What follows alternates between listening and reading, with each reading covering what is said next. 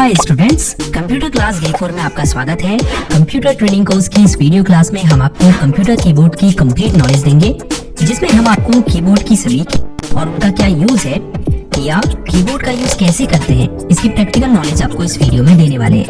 तो चलिए आपके कीमती समय को बचाते हुए सीधे सीखना शुरू करते हैं। Thank you so much for your incredible support. तो चलिए अब मेन मुद्दे पर आते हैं। देखिए, जब आप MS Word, Excel, PowerPoint और इवन नोटपैड में भी अगर काम करते हैं तो आपको कीबोर्ड का अच्छे से यूज करना आना चाहिए। और जब तक आपको नहीं पता होगा कि कौन सी कीबोर्ड की किस लिए यूज होती है तो टाइपिंग के समय आपको घबराहट होना बिल्कुल लाजमी है। इसीलिए ये इम्पोर्टेंट है कि आप पहले कीबोर्ड का यूज करना सीखें, क्योंकि आगे आने वाली क्लासेस में जब हम आपको फाइल्स या डॉक्यूमेंट क्रिएट, सेव और एडिट करना सिखाएंगे तो वहाँ पर आपको कीबोर्ड का ज्यादा यूज करना पड़ेगा। तो इसीलिए इस वीडियो को बिल्कुल स्किप मत कीजिए और अंत तक ध्यान से देखिए। अगर आप वीडियो को अच्छे से देखेंगे तो मुझे नहीं लगता कि फिर आपको इन फ्यूचर कीबोर्ड यूज करने में कोई दिक्कत होने वाली है। तो ये एक QWERTY लेआउट का कीबोर्ड है। वैसे तो कीबोर्ड कई डिफरेंट लेआउट्स में आते हैं, जैसे QWERTZ एक है, AZERTY एक है, DWORD एक है, ऐसे ही कई और कीबोर्ड लेआउट्स भी हैं। लेकिन इंडिया में मोस्टली आपको QWERTY लेआउट के कीबोर्ड ही मिलेंगे। कैसे पता करेंगे कौन सा कीबोर्ड लेआउट है? तो अगर इसके पहले 6 अल्फाबेट की इसको देखें तो वो कुछ इस तरह से है, QWERTY। तो इन वर्ड्स को अगर मिला दें तो बनेगा QWERTY। ऐसे ही हर कीबोर्ड लेआउट का पता आप कर सकते हैं उसके पहले कुछ अल्फाबेट कीज को देखकर। तो इस कीबोर्ड में सबसे ऊपर ये कुछ एक्स्ट्रा शॉर्टकट कीज है। हालांकि हर कीबोर्ड में ये कीज हो जरूरी नहीं। जैसे इसमें होम में जाने के लिए है, ये मेल ओपन करने के लिए है, ये वीडियो को पॉज और प्ले करने के लिए है। ऐसे ही इस लाइन में अदर कीज है। ये भी हो सकता है आपके कीबोर्ड में ये एक्स्ट्रा शॉर्टकट कीज हो ही ना, लेकिन अगर होंगी तो आप उनके साथ में बने साइन को देखकर ये पता लगा सकते हैं कि ये कीज किस बारे में है। जैसे इसमें स्पीकर और प्लस का साइन है, इसका मतलब ये वॉल्यूम बढ़ाने के लिए यूज होता है। इसमें स्पीकर और माइनस का साइन है तो ये वॉल्यूम को कम करने के लिए यूज होता है। ऐसे ही अदर कीज के साइन को देखकर आप जान सकते हैं कि उसका क्या यूज है। अब इससे नीचे की लाइन में सबसे लेफ्ट कॉर्नर में ये एस्केप की है, जिसके कई यूज है, जैसे किसी प्रोसेस को स्टॉप या कैंसिल करने के लिए, फुल स्क्रीन को एग्जिट करने के लिए, या पॉपअप मेन्यू और डायलॉग बॉक्स को क्लोज करने के लिए इसका यूज होता है। उसके बाद ये फंक्शन कीज है, F1 से F12 तक। इन सभी कीज का अपना अलग अलग फंक्शन होता है। फॉर एग्जाम्पल, आपने कोई प्रोग्राम ओपन किया हुआ है, लेट्स से गूगल क्रोम। अगर आप F1 प्रेस करेंगे तो उसकी हेल्प और सपोर्ट विंडो ओपन हो जाएगी। ऐसे ही कोई भी प्रोग्राम आपने ओपन किया हो, उसके हेल्प सेक्शन को ओपन करने के लिए आप F1 की का यूज कर सकते हैं। फिर F2 है, अगर आपको किसी फाइल, फोल्डर या डेस्कटॉप आइकन का नेम चेंज करना है तो आप माउस कर्सर को उस आइटम के ऊपर ले जाकर F2 प्रेस कीजिए। F3 को दबाकर आप करंटली ओपन प्रोग्राम में सर्च फीचर को एक्टिव कर सकते हैं, जिसकी मदद से फिर आप फाइल्स, फोल्डर या फिर एक डॉक्यूमेंट और वेब पेज में किसी स्पेसिफिक वर्ड को ढूंढ सकते हैं। F4 की का यूज एक प्रोग्राम से दूसरे प्रोग्राम में डिफरेंट हो सकता है। फॉर एग्जाम्पल, एक्सेल में F4 की को प्रेस करके आप अपने लास्ट एक्शन को जितनी बार चाहे उतनी बार रिपीट कर सकते हैं।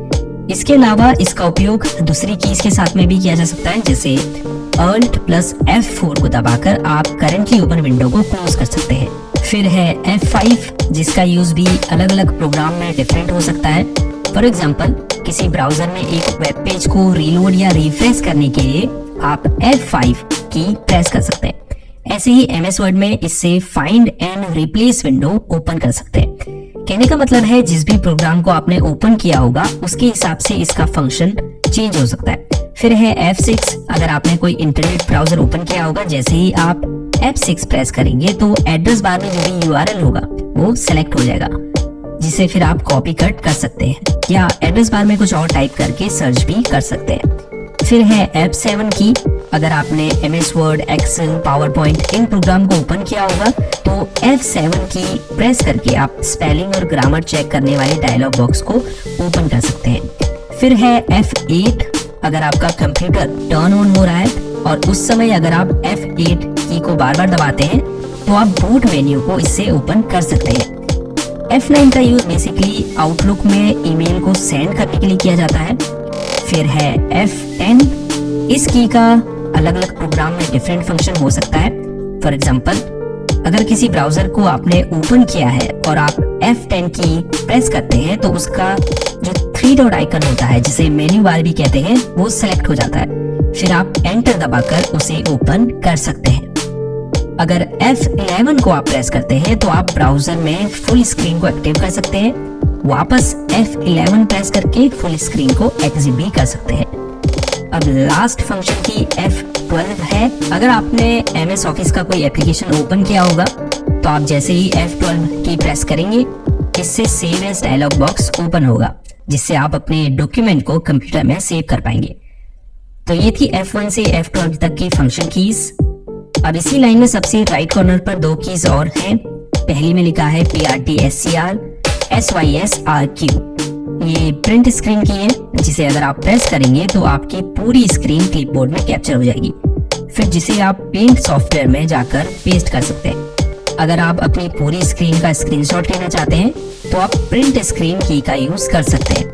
हो सकता है दूसरे कीबोर्ड में PRTSC या फिर PRTSCN ही लिखा हो, लेकिन आपको ये देखना है कि अगर शुरुआत में PRT लिखा है तो वो प्रिंट स्क्रीन की ही है। लास्ट में स्क्रॉल लॉक की है। जैसे ही आप इसे प्रेस करेंगे आप देख सकते हैं स्क्रॉल इंडिकेटर ऑन हो चुका है। इसका मतलब ये है कि अब स्क्रॉल लॉक इनेबल है। अगर आपने MS एक्सेल ओपन किया है और आप स्क्रॉल लॉक को इनेबल करते हैं तो इससे क्या होगा, स्प्रेडशीट में जो भी सेल सेलेक्ट होगी वो लॉक हो जाएगी, और जब आप अप डाउन और लेफ्ट राइट एरो की दबाएंगे तो आप दूसरी सेल्स में मूव करने के बजाय स्प्रेडशीट में up down left right scroll करेंगे। अब जिन भी कीज में सिंबल्स बने हैं ये सभी, उसके बाद ये अल्फाबेट्स वाली कीज, उसके बाद ये न्यूमेरिकल कीज, फिर यहाँ भी जो सिंबल्स हैं ऑल दो न्यूमेरिकल कीज यहाँ भी हैं।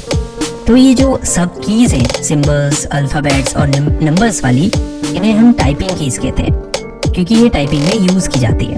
अभी आगे बताऊंगा कैसे इनको यूज करना है। उसके बाद आ जाते हैं बैक स्पेस की पर। ये जो लेफ्ट एरो है ये बैक स्पेस की का सिंबल है। जब आप इसे प्रेस करेंगे तो जिस भी वर्ड के आगे आपने माउस कर्सर को रखा होगा उसका एक कैरेक्टर डिलीट हो जाएगा। अगर आपने डॉक्यूमेंट में एक से ज्यादा कैरेक्टर को डिलीट करना है तो बैक स्पेस की को वहां तक दबाए रखें जहां तक डिलीट करना है आपको। इसके नीचे एंटर की है। अगर आप किसी डॉक्यूमेंट में हैं या टेक्स्ट एडिटर में हैं तो एंटर की दबाकर आप पैराग्राफ की नेक्स्ट लाइन में मूव कर सकते हैं। इसके अलावा ओके बटन के रूप में भी आप इसका यूज कर सकते हैं। उसके अलावा ये शिफ्ट कंट्रोल ऑल्ट इस तरफ भी है, कंट्रोल शिफ्ट ऑल्ट। इन्हें मॉडिफायर कीज कहा जाता है। ये जो कीज है ये हमेशा दूसरी कीज के साथ में इस्तेमाल की जाती है, जिन्हें हम शॉर्टकट कीज भी कहते हैं। अगर आपको इन सिंबल्स को अपने डॉक्यूमेंट में ऐड करना है जिनमें नंबर्स लिखे हैं, कुछ कीज में 2-2 सिंबल्स हैं, अगर आप इन कीज को प्रेस करेंगे तो पहला सिंबल तो टाइप हो जाएगा, लेकिन जो इसमें दूसरा सिंबल बना है वो टाइप नहीं होगा। तो इन्हें टाइप करने के लिए फिर आप इन्हें शिफ्ट के साथ दबाएंगे। ऐसे ही अगर ऑल्ट की और F4 की को साथ में दबाएं तो आप करेंटली ओपन विंडो को क्लोज कर पाएंगे। तो ये जो 3 कीज है, ऑल्ट, कंट्रोल और शिफ्ट, ये हमेशा दूसरी कीज के साथ में कॉम्बिनेशन के रूप में यूज की जाती है। अब ये जो की है जिसमें छोटा सा माउस कर्सर बना हुआ है, इसे आप राइट क्लिक की जगह यूज कर सकते हैं। जैसे जब आप राइट क्लिक करते हैं किसी फाइल, फोल्डर, प्रोग्राम या लिंक के ऊपर तो एक पॉपअप मेन्यू ओपन होता है, वैसे ही जब आप इसे प्रेस करेंगे तो एक पॉपअप मेन्यू ओपन होगा। अब लेफ्ट कॉर्नर में कुछ इंपॉर्टेंट कीज हैं, जैसे कैप्स लॉक। अगर आप किसी अक्षर या शब्द को कैपिटल लेटर में टाइप करना चाहते हैं तो कैप्स लॉक को प्रेस कीजिए। यहाँ ऊपर अगर आपको कैप्स इंडिकेटर ऑन दिखे, इसका मतलब कैप्स लॉक इनेबल है। कैप्स लॉक की के ठीक ऊपर टैब की है, जिसके कई सारे इस्तेमाल होते हैं। जो कॉमन यूज है वो ये है कि जब हम वर्ड में या नोटपैड में होते हैं और स्पेस की प्रेस करते हैं तो माउस कर्सर एक कैरेक्टर आगे मूव होता है, जबकि टैब की को दबाकर आप इसे 4-5 कैरेक्टर आगे मूव कर सकते हैं। अब इस तरफ आ जाते हैं, ये है इंसर्ट की। अगर आप किसी वर्ड प्रोसेसिंग सॉफ्टवेयर में, फॉर एग्जांपल MS वर्ड में या वर्ड पैड में, माउस कर्सर को किसी वर्ड के ठीक पहले रखें और फिर इंसर्ट की दबाएं और कुछ टाइप करें, तो होगा ये कि जैसे ही आप कैरेक्टर टाइप करना शुरू करेंगे ये पहले लिखे वर्ड को डिलीट कर देगा और इसे नए टाइप किए गए वर्ड में बदल देगा, जिसे हम ओवरराइड करना भी कहते हैं। इसके नीचे होम बटन है। अगर आपने माउस कर्सर को किसी पैराग्राफ लाइन के बीच में या लास्ट में या स्टार्टिंग में छोड़कर कहीं भी रखा है अगर आप होम की दबाएंगे तो कर्सर लाइन की शुरुआत में आ जाएगा।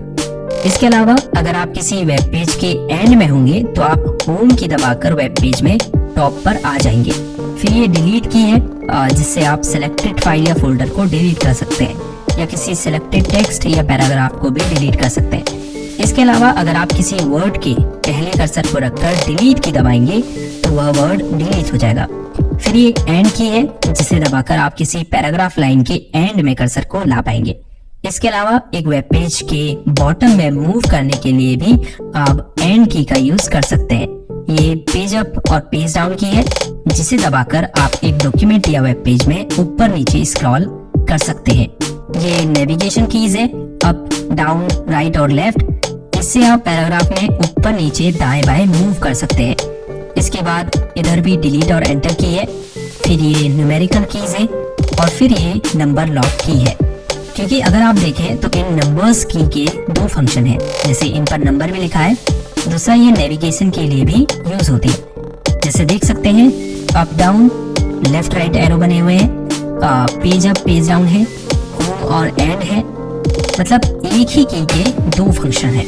तो अगर आप बिना नम लॉक इनेबल किए इन कीज को प्रेस करेंगे तो ये नेविगेशन का काम करेगी। लेकिन अगर आप नम लॉक इनेबल कर देंगे फिर आप नंबर टाइप कर पाएंगे। ये ऊपर नम इंडिकेटर आपको बताएगा कि नम लॉक इनेबल है या डिसेबल है।